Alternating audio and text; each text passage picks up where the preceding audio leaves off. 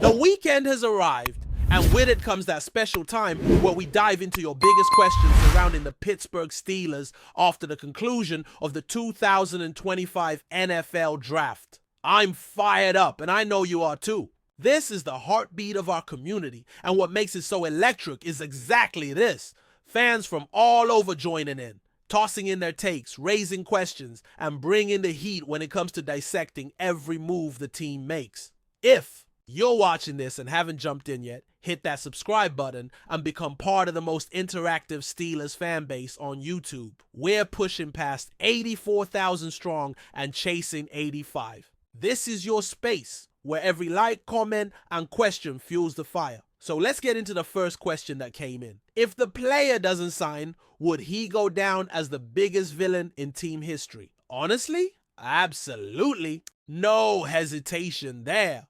If he walks away now, after everything that's been said, he'd go from fan favorite to full-on villain in the blink of an eye.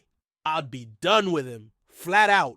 The frustration wouldn't just be about his decision, it'd be about the ripple effect it's already caused. Because the team clearly believed in him. They passed on signing another quarterback in free agency. They waited until the 6th round to draft one. And that's not a coincidence. That tells you they were counting on this guy. His words led everyone to believe he was in.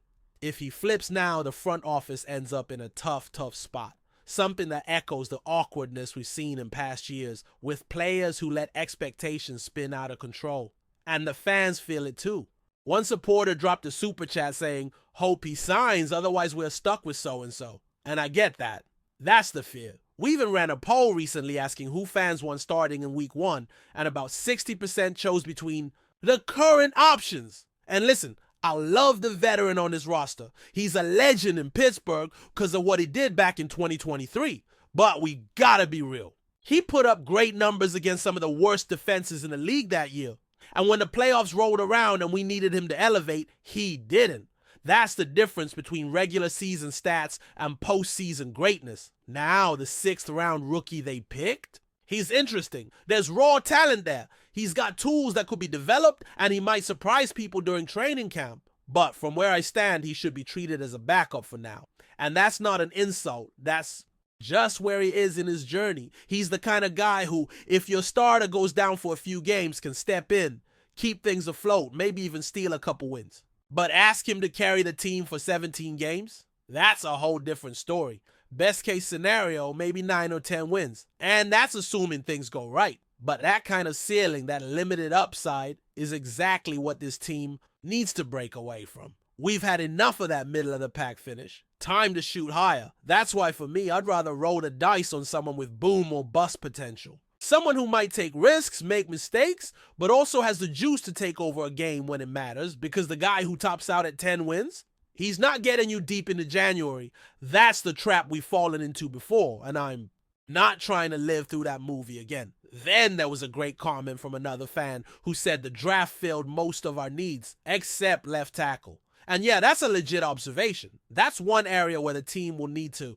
figure things out, maybe even look ahead to next year's draft to find the quarterback of the future. That seems to be the plan, actually. The front office appears to be building for a 2-year window, trying to capitalize before some veterans hang up their cleats. And I get it, Cam Hayward isn't going to be around forever. They're trying to make a push while the window is cracked open. When it comes to the quarterback situation specifically, it feels like the front office is playing the long game. They know they've got a veteran who can win now. They've got a developmental piece in the rookie, and they're leaving the door open for a potential franchise guy next year. Maybe that's someone like Drew Aller in the 2026 draft. Or maybe they shock everyone and make a trade. Either way, they're clearly trying to keep their options open. And you know what? Aaron Rodgers, if he really ends up in Pittsburgh, changes everything. That's your best chance at winning now. Full stop. He's not the long-term answer, obviously, but for this season, he gives you something nobody else on this roster does. A real shot. And if he has a strong year, plays well, keeps things smooth in the locker room, there's every chance he comes back for another year. Then what? Do you still draft a quarterback? Do you let Will Howard develop behind him? Do you trust Mason Rudolph as the bridge if Rodgers retires? There's a lot of directions this thing could go. Speaking of Rudolph, I think he's still a solid backup. He's not the guy you build around, but he can hold things down if needed. And Will Howard, that's someone to keep an eye on. He's got traits. Big arm, decent mobility, showed flashes in college. If the coaching staff believes in him, he could be molded into something. But again, we're talking about future potential. Right now, Rodgers is the name that gives this team legitimacy. So who's your pick to start in week 1 of 2026? Is it still Rodgers with another season under his belt? Is it Will Howard, having learned and grown in the system? Or do they shock everyone and go all in on someone like Drew Aller or another top rookie? I want to know what you think, so drop your prediction in the comments. I'll highlight some of your takes in our next Q&A. Now let's pivot to the running backroom. Someone asked, who's the starting RB in week 1? And my guess is going to be a tandem. You've got Caleb Johnson and Jaylen Warren. That's your duo. Caleb's got that classic power back build, kind of like what Najee Harris brought, but with a few twists. Quick clarification. The image that's been floating around isn't Caleb. That's Kenneth Gainwell. But Caleb, he's the real deal. This kid hits top-end speeds over 22 miles per hour, which is insane for someone his size. He's got vision too. That's the key. He sees lanes that Najee never really saw. He finds space on the outside, gets downhill fast, and once. He builds momentum. Good luck bringing him down. That's something we didn't have last year. Najee could push a pile, sure.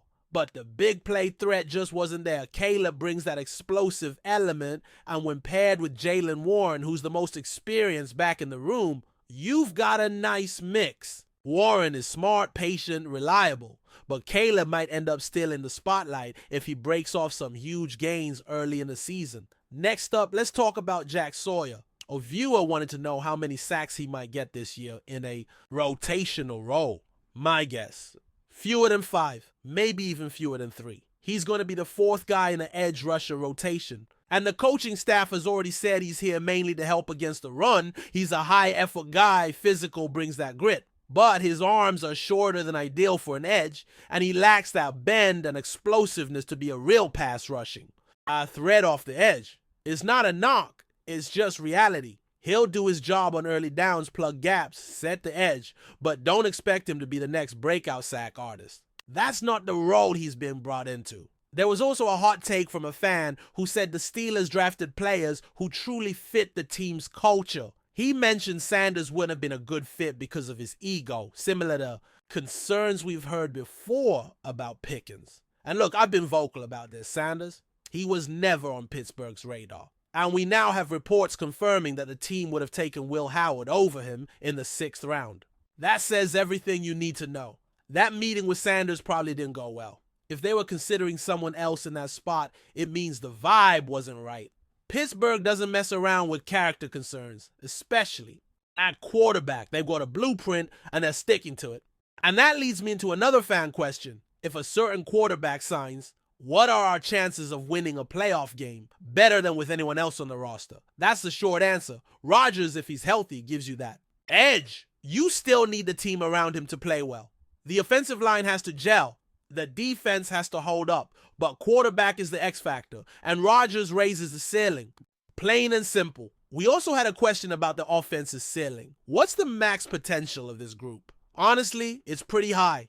But there are conditions. First, the offensive line has to step up. That young core has promise, but there are question marks. The right tackle struggled the past 2 years. The right guard had issues late last season, and one of the key players has injury concerns. The O-line coach is still the same, and not everyone's confident in his ability to get the most out of this group. But if things click, this could be a top 10 unit. For real, if that line holds and they establish a strong run game with the Johnson-Warren duo, they can open up the play-action game. And that's where things get fun. You've got a quarterback who can still sling it deep, receivers who can stretch the field, and a scheme that might finally unlock the full playbook.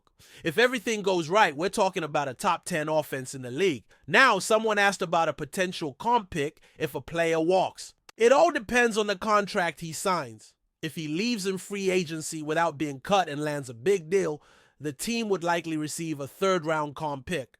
But that's a big if. He'd have to leave naturally, and someone would have to pay up. That's how the comp pick formula works. Another fan wondered if it's concerning that a key player hasn't signed an extension yet. I'd say no, not yet. This kind of thing happens. A lot of teams are dragging out negotiations into the summer, even into training camp. Last year, we saw players get extended right before the season started. It's not ideal, but it's not panic time either. The player is reportedly looking for a big number, and I don't blame him. He knows his worth. The team, on the other hand, is trying to keep the price manageable. Eventually, they'll probably meet in the middle. Might not be tomorrow, but I think it gets done. Now I want to hear from you. Would you pay that high price to lock in this player long term? Is he worth every penny, or should the team stay disciplined with the cap? Drop your thoughts below, because this is where the real debate happens. You guys brought some fire questions today, and it's been a while since we did one of these. Full Q&A sessions. Lately, we've been doing more draft simulations, so this was a refreshing change of pace. Keep the questions coming, stay locked in, and don't forget, we go live every Thursday night to record these sessions and feature your takes on the show. But before we dive in, don't forget to subscribe to Steelers Nation Central and hit the like button on this video. Your support helps us keep bringing you the latest updates on the Pittsburgh Steelers. And don't forget to share your thoughts on the news in the comments below. In a stunning turn of events in the NFL offseason, veteran quarterback Aaron Rodgers has confirmed that he will be joining the Pittsburgh Steelers for the upcoming season. This announcement sent shockwaves throughout the league and has already sparked debates among fans and analysts alike. Rodgers, who has been one of the most iconic quarterbacks of his generation, moves to Pittsburgh after spending his entire career with the Green Bay Packers. His decision to leave the team he led to a Super Bowl victory in 2011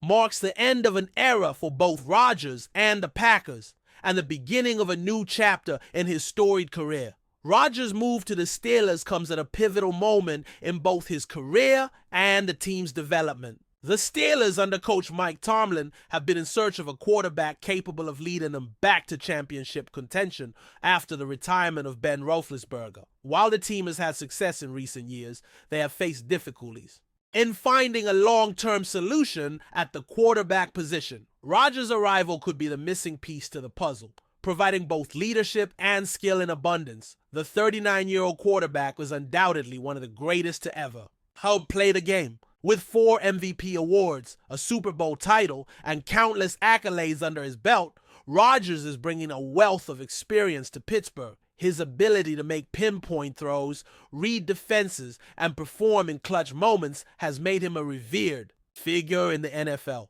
For the Steelers, this is a golden opportunity to capitalize on Rodgers' talents while providing him with a fresh start in the latter stages of his career.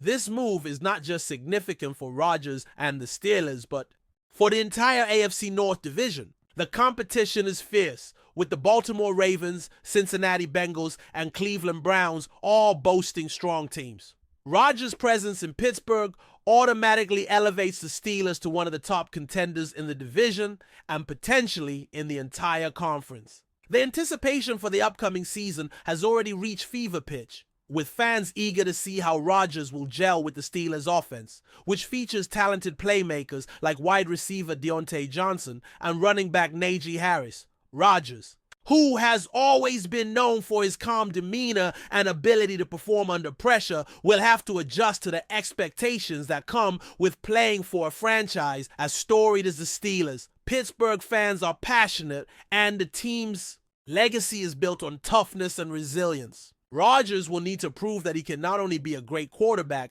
but also embrace the blue-collar mentality that has defined the Steelers for decades. The big question now is how Rodgers will fit into the Steelers system. Under Mike Tomlin, the Steelers have typically relied on a strong defense and a balanced offense. Rodgers is known for his quick release and ability to stretch the field, but it will be interesting to see how he adapts to the Steelers' run-heavy philosophy. If he can mesh well with the team's offensive scheme, the Steelers could very well become the team to beat in the AFC. As the dust settles on this groundbreaking move, fans and analysts alike will be watching closely as Rodgers begins his new journey in Pittsburgh.